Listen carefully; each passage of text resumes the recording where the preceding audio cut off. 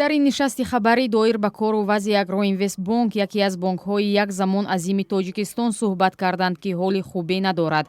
Сулаймон Султонзода, раиси оҷонсии мубориза бо коррупсия, гуфт чанде аз онҳоеро, ки сабаби чунин вазъ шуданд, ба ҷавобгарии ҷиноӣ кашиданд.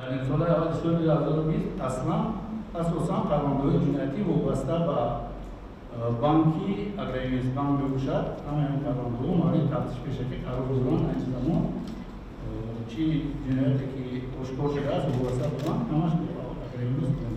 аммо ному насаби ҳеҷ яке аз мақомоти баландпояи Агроинвестбонкро нагуфтанд ва шарҳ надоданд, ки бар зидди чанд нафар парванда боз карданд. нисбати шахсҳои мансабдори бонк, нисбати шахсҳои мансабдори ширкатҳое ки қарз гирифтанд ва инҷо шумораи нафарон шумораи хеле зиёданд.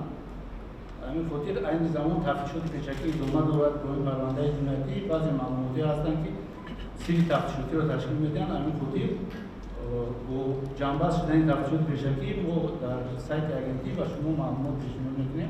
айни замон ба гуфтаи мақомоти оҷонсӣ ба зидди намояндагони чанд ширкате ҳам парванда боз карданд, ки аз Агроинвестбонк қарз гирифтанд ва бархилофи ӯҳдадориҳояшон онро барнагардонданд.